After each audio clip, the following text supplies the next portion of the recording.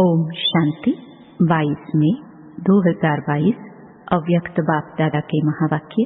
Original date 13 फरवरी 1991। विश्व परिवर्तन में तीव्रता लाने का साधन एकाग्रता की शक्ति एवं एकरस स्थिति। आज दूरदेशी बाप अपने दूरदेशी और देशी बच्चों को मिलन मुबारक देने आए हैं। आप सभी भी दूर देश से आए हैं, बाप भी दूर देश से आए हैं। बच्चे बाप को मुबारक देने आए हैं और बाप बच्चों को पदम गुणा मुबारक देते हैं। मनाना अर्थात समान बनाना। दुनिया में सिर्फ मनाते हैं, लेकिन बाप मनाते अर्थात बनाते हैं। सभी बच्चे चाहे साकार रूप में सम्मुख हो, चाहे आकार रूप में सम्मुख हैं, सब बच्चे विश्व के कोने कोने में बाप की हीरे तुल्य जयंती मना रहे हैं। बाप दादा आकारी रूप में सम्मुख बच्चों को भी हीरे तुल्य जयंती की हीरे तुल्य पद्मा पदम मुबारक दे रहे हैं। इस महान अवतरित होने की जयंती को आप सभी बच्चे मनाते स्वयं भी हीरे तुल्य बन गए हो। इसको कहा जाता है मनाना अर्थात बनाना। हर एक बच्चे के मस्तक पर पद्मा पदम भाग्यवान बनने का सितारा चमक रहा है, तो मनाते मनाते सदा के लिए भाग्यवान बन गए। ऐसी अलौकिक जयंती सारे कल्प में कोई भी नहीं मनाते हैं। चाहे महान आत्माओं की भी जयंती मनाते हैं, लेकिन वह महान आत्माएं मनाने वालों को महान बनाते नहीं हैं। इस समय पर ही आप बच्चे परमात्म जयंती मनाते महान बन जाते हो, श्रेष्ठ से श्रेष्ठ आत्माएं बन जाते हो। ऐसे हीरे तुल्य जीवन बनाते जो जन्म जन्मांतर हीरे और रत्नों से खेलते रहते।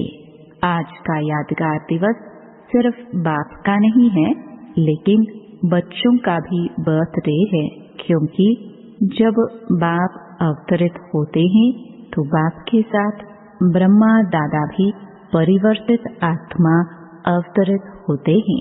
बाप और दादा दोनों का साथ साथ अवतरण होता है। सिवाय ब्राह्मणों के बाप दादा स्थापना का यज्ञ रच नहीं सकते, इसलिए बाप दादा और ब्राह्मण बच्चे साथ साथ अवतरित होते हैं। तो किसका जन्मदिन कहेंगे, आपका या बाप का? आपका भी है ना, तो आप बाप को मुबारक देते और बाप आपको मुबारक देते। शिव जयंती अर्थात परमात्म जयंती को महाशिवरात्रि क्यों कहते हैं? सिर्फ शिवरात्रि नहीं कहते, लेकिन महाशिवरात्रि कहते हैं, क्योंकि इस अवतरित दिवस पर शिव बाप, ब्रह्मा दादा और ब्राह्मणों ने महान संकल्प का व्रत लिया कि विश्व को पवित्रता के व्रत से महान श्रेष्ठ बनाएंगे। विशेष आदि देव ब्रह्मा अपने निमित्त ब्राह्मण आदि बच्चों के साथ इस महान व्रत लेने के निमित्त बने। तो महान बनाने के व्रत लेने का दिव्य दिवस है, इसलिए महाशिवरात्रि कहा जाता है। और आप ब्राह्मण बच्चों ने यह महान व्रत लिया। इसके यादगार स्वरूप में आज तक भी भक्त लोग व्रत रखते हैं। यह महान जयंती प्रतिज्ञा लेने की जयंती है। एक तरफ प्रत्यक्ष होने की जयंती है, दूसरी तरफ प्रतिज्ञा लेने की जयंती है। आदि समय में आप सभी जो भी निमित्त बने, आदि देव के साथ आदि रतन निकले, उन्हों की प्रतिज्ञा का प्रत्यक्ष फल आप सभी प्रत्यक्ष हुए। देखो कहाँ कहाँ कोनों में चले गए थे, कितने कोने में चले गए, लेकिन बाप ने मिट्टी में छिपे हुए अपने हीरे तुल्य बच्चों को ढूंढ लिया ना। अभी तो विश्व के कोने कोने में आप होलिएस्ट और हाईएस्ट हीरे चमक रहे हो। तो यह परमात्म जयंती के व्रत और प्रतिज्ञा का फल है। आप सभी अब भी चारों ओर शिव बाप के झंडे के आगे प्रतिज्ञा लेते हो ना, तो यह आदि रस्म की विधि अब तक आप भी करते रहते हो। यह परमात्म जयंती, जिसको शिव रात्रि भी कहते हैं, रात्रि अर्थात अंधकार, अंधकार में जो व्यक्ति व वस्तु जैसी होती है वैसे दिखाई नहीं देती है, होते हुए भी दिखाई नहीं देती। जब बाप अवतरित होते हैं तो आप भी जो आप हैं, जो हैं, जैसे हैं, न अपने आप को देख सकते थे, न बाप को देख व जान सकते थे मैं आत्मा हूँ। यह होते हुए भी ज्ञान व अनुभव के नेत्र द्वारा देख नहीं सकते थे। नेत्र होते हुए भी अंधकार में थे। नेत्र यथार्थ कार्य नहीं करते थे, स्पष्ट दिखाई नहीं देता। तो आप भी अंधकार में थे ना, अपने को ही नहीं देख सकते थे। इसलिए बाप पहले इस अंधकार को मिटाते हैं, तो शिव रात्रि अर्थात अंधकार को मिटाए यथार्थ का प्रकाश प्रज्वलित होना, इसलिए शिवरात्रि कहकर मनाते हैं। भक्ति मार्ग की विधियां भी आपकी यथार्थ विधियों का यादगार है। एक तरफ भक्तों की विधि और दूसरे तरफ है बच्चों की संपूर्ण विधि। दोनों ही देख बाप हर्षित होते हैं। आप लोग भी हर्षित होते हो ना कि हमारे भक्त फॉलो करने में कितने होशियार हैं। लास्ट जन्म तक भी अपनी भक्ति की विधियां निभाते आते हैं। तो यह सब है बाप और आप बिंदु रूप की कमाल। शिव बाबा के साथ सालिग्राम भी साथ साथ पूजे जाते हैं। आप सभी बिंदु रूप के महत्व को जानते हो, इसलिए आज तक भक्तों में शिव अर्थात बिंदु स्वरूप का महत्व है। वह सिर्फ बिंदु रूप को जानते हैं, यथार्थ नहीं जानते हैं, अपने रूप से जानते हैं। लेकिन आप बाप को सिर्फ बिंदु रूप से नहीं, लेकिन बिंदु के साथ जो सर्व खजानों का सिंधु है, तो बिंदु के साथ सिंधु रूप को भी जानते हो। दोनों रूप से जाना है ना। सिंधु स्वरूप को जानते आप भी मास्टर सिंधु बन गए। आप में कितने खजाने भरे हुए हैं, हिसाब लगा सकते हो। अनगिनत अथाह और अविनाशी खजाने हैं। सभी मास्टर सिंधु बने हो ना कि अब बनना है। तपस्या वर्ष में क्या करेंगे? तपस्या अर्थात जो भी संकल्प करेंगे वह दृढ़ता से। तपस्या अर्थात एकाग्रता और दृढ़ता। योगी जीवन में तो अभी भी हो। आप सब योगी जीवन वाले हो ना कि 8 घंटा 6 घंटा या कुछ घंटे योग लगाने वाले हो। योगी जीवन तो है ही, फिर खास तपस्या वर्ष क्यों रखा है? बाप दादा सभी बच्चों को योगी जीवन वाले योगी आत्माओं के रूप में देखते हैं और हो भी योगी जीवन में। और जीवन तो समाप्त हो गई। भटकी हुई भोगी जीवन से थक कर निराश होकर सोच समझकर योगी बने हो। सोच समझकर बने हो या किसके कहने से बन गए हो? अनुभव करके बने हो या सिर्फ अनुभव सुनकर बन गए हो? अनुभवी बन करके योगी बने हो या सिर्फ सुना और देखा तो अच्छा लग गया? सिर्फ देख करके सौदा किया है या सुनकर सौदा किया है? कहाँ किसके धोखे में तो नहीं आए हो? अच्छी तरह से देख लिया है? अभी भी देख लो, कोई जादू तो नहीं लग गया है? तीनों आंखें खोल करके सौदा किया है, क्योंकि बुद्धि भी आंख है। यह 2 आंखें और बुद्धि की आंख तीनों खोल कर सौदा किया है। सभी पक्के हैं। सभी बच्चे मीठी मीठी रूह रिहान करते हैं, कहते हैं बाबा है तो आपके ही, और कहाँ तो जाएंगे ही नहीं। और ज्ञानी योगी जीवन भी बहुत अच्छी लगती है, लेकिन थोड़ा थोड़ा किसी न किसी बात में सहन करना पड़ता है। उस समय मन और बुद्धि हलचल में आ जाती है। यह कब तक होगा, कैसे होगा? बीच बीच में जो हलचल होती है, चाहे अपने से, चाहे सेवा से, चाहे साथियों से, यह हलचल निरंतर में अंतर ले आती है, तो सहन शक्ति की परसेंटेज थोड़ी कम हो जाती है पक्के, लेकिन पक्के को भी कभी कभी ये बातें हिला देती हैं। तो तपस्या वर्ष अर्थात सर्व गुणों में, सर्व शक्तियों में, सर्व संबंधों में, सर्व स्वभाव संस्कार में 100% पास होना। अभी पास हो लेकिन फुल पास नहीं। एक है पास, दूसरा है फुल पास और तीसरा है पास विद ऑनर। तो तपस्या वर्ष में अगर पास विद ऑनर थोड़े बने तो फुल पास तो सब बन सकते हैं।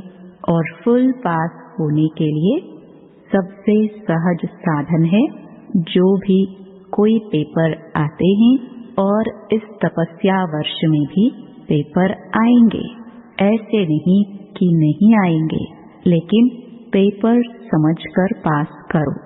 बात को बात नहीं समझो, पेपर समझो। पेपर के क्वेश्चन के विस्तार में नहीं जाते। यह क्यों आया, कैसे आया, किसने किया, पास होने का सोचकर पेपर को पार करते हैं। तो पेपर समझकर पास करो। यह क्या हो गया, ऐसा होता है क्या? या अपनी कमजोरी में भी यह नहीं सोचो कि यह तो होता ही है। अपने लिए सोचते हो, यह तो होता ही है, इतना तो होगा ही, और दूसरों के लिए सोचते हो, यह क्यों किया, क्या किया। इन सब बातों को पेपर समझकर फुल पास होने का लक्ष्य रख करके पास करो। पास होना है, पास करना है और बाप के पास रहना है, तो फुल पास हो जाएंगे। समझा? अभी मेजॉरिटी रिजल्ट में देखा जाता है, कई बातों में तो अच्छी तरह से पास हो गए हैं। सिर्फ अपने पुराने स्वभाव और संस्कार जो कभी कभी नए जीवन में इमर्ज हो जाते हैं, अपने व दूसरों के स्वभाव संस्कार भी टक्कर खाते हैं। अपना कमजोर संस्कार दूसरे के संस्कार से टक्कर खाता है। यह कमजोरी अभी विशेष लक्ष्य को पहुंचने में विघ्न डालती है। फुल पास के बजाय पास मार्क दिला देती है। न अपने स्वभाव संस्कार को संकल्प व कर्म में लाओ, न दूसरों के स्वभाव संस्कार से टक्कर खाओ। दोनों में सहन शक्ति और समाने की शक्ति की आवश्यकता है। यह फुल पास के समीप लाने नहीं देती, और यही कारण है जो कहाँ अलबेलापन, कहाँ आलस्य आ जाता है। तपस्या वर्ष में मन बुद्धि को एकाग्र करना अर्थात एक ही संकल्प में रहना है कि मुझे फुल पास होना ही है। अगर मन बुद्धि जरा भी विचलित हो तो दृढ़ता से फिर से उसको एकाग्र करो। करना ही है, होना ही है। यह सब जो भी कमजोरियां हैं, उनको तपस्या की योग अग्नि में भस्म करो। योग अग्नि प्रज्वलित हो गई है। लगन की अग्नि में अभी भी रहते हो, लेकिन कभी कभी अग्नि थोड़ी सी परसेंटेज में कम हो जाती है। बुझती नहीं है, कम होती है। तेज आग में जो भी चीज डालो तो या तो परिवर्तन या भस्म होगी। परिवर्तन और भस्म करने दोनों में तेज आग चाहिए। योग अग्नि है, लगन की अग्नि भी जगी हुई है, लेकिन सदा ही तेज रहे, कभी तेज कभी कम नहीं। जैसे यहाँ स्थूल अग्नि में भी अगर कोई चीज अच्छी बनाने चाहते हो और टाइम पर बनाने चाहते हो तो अग्नि को उसी रूप में रखेंगे जो चीज समय पर और अच्छी रीति तैयार हो जाए। अगर बीच में आग बुझ जाए तो समय पर चीज तैयार हो सकेगी, भल तैयार होगी, परंतु समय पर नहीं। तो आपकी योग अग्नि भी बीच बीच में ढीली हो जाती है तो संपन्न बनेंगे, लेकिन लास्ट में बनेंगे। लास्ट में संपन्न बनने वाले को फास्ट और फर्स्ट राज्य भाग्य का अधिकार नहीं मिल सकता। आप सभी का लक्ष्य फर्स्ट जन्म में राज्य भाग्य करने का है या दूसरे तीसरे जन्म में आएंगे? पहले जन्म में आना है ना। तपस्या वर्ष अर्थात फास्ट पुरुषार्थ कर फर्स्ट जन्म में फर्स्ट नंबर आत्माओं के साथ राज्य में आना। घर में साथ चलना है ना। फिर राज्य में भी ब्रह्मा बाप के साथ आना है। तो समझा तपस्या वर्ष क्यों रखा है? एकाग्रता की शक्ति को बढ़ाओ। अभी भी न चाहते भी व्यर्थ चल जाता है।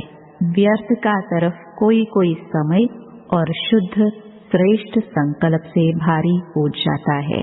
तपस्या अर्थात व्यर्थ संकल्प की समाप्ति, क्योंकि यह समाप्ति ही संपूर्णता को लाएगी।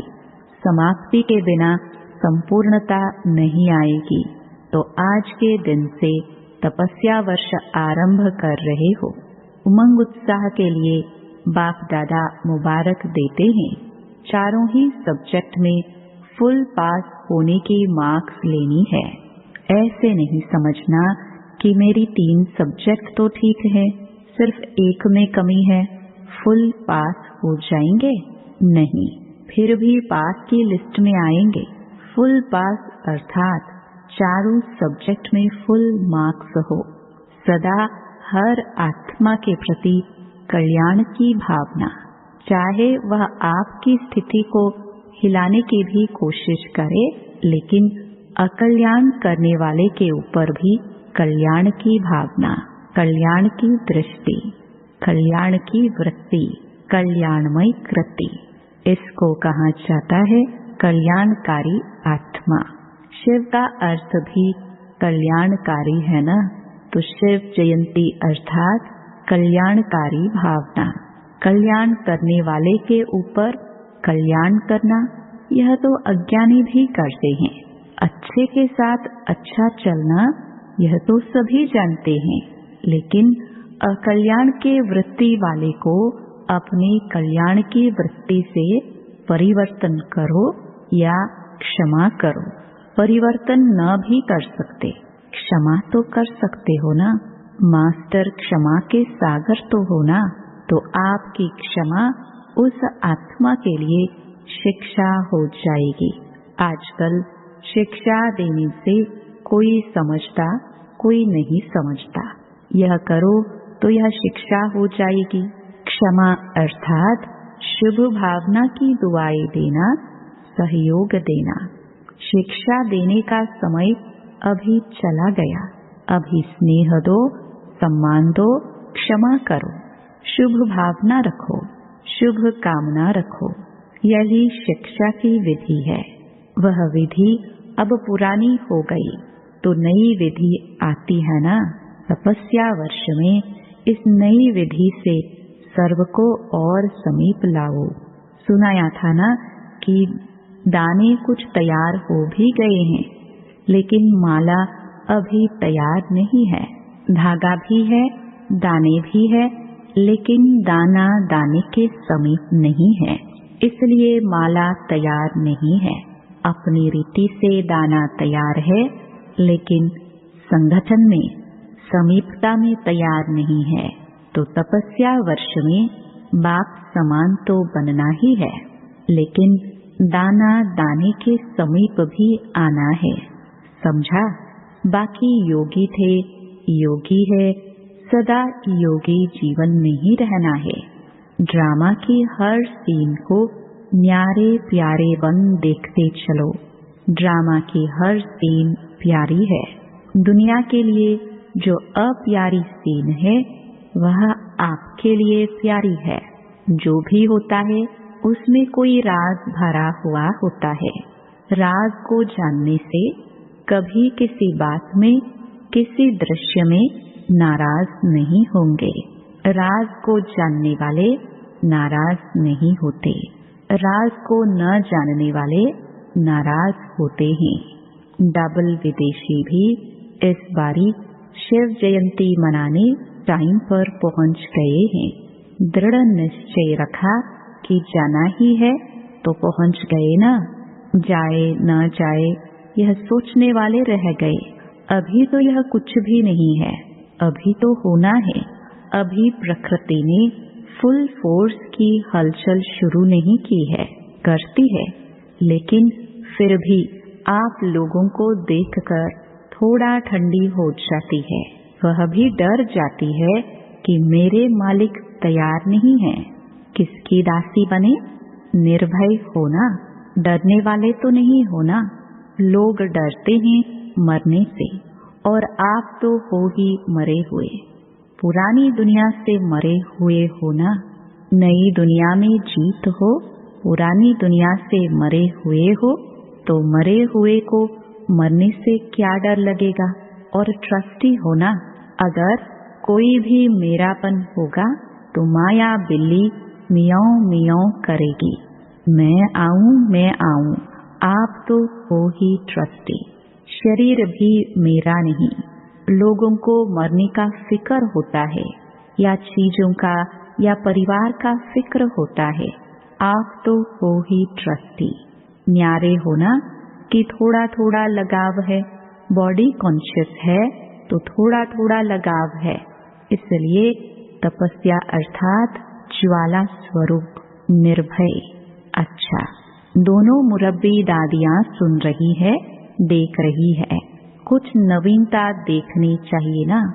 बाप दादा ने पहले भी सुनाया कि एक है वाणी की सेवा, दूसरी है फरिश्ता मूर्त और शक्तिशाली स्नेहमयी दृष्टि की सेवा। कुछ समय इन्हों को यह सेवा का पाठ मिला हुआ है। आदि से वाणी और कर्म की सेवा तो करती ही रही है। इस विधि की सेवा का यह भी ड्रामा में है। अंत में यही सेवा रह जाएगी। यह पाठ थोड़े समय के लिए इन्हों को मिला है। फिर भी मुरब्बी बच्चे हैं ना, इन्हों के हिसाब किताब चुकतू होने में भी सेवा है। निमित्त हिसाब है लेकिन राज सेवा का है। बेहद के खेल में यह भी एक वंडरफुल खेल है। दोनों का पाठ भी नवीनता है। यह जल्दी जल्दी हिसाब किताब चुकतों कर संपन्नता और संपूर्णता के समीप जा रही हैं। अकेले नहीं जाएंगे, यह कोई नहीं सोचो। हर एक को चुकतू तो करनी ही है, लेकिन कोई सिर्फ चुकतू करता है, कोई चुकतू करते भी सेवा करते हैं। सारे विजयी बन गए ना। सबकी दुआओं की दवा भी सूली से कांटा कर देती है।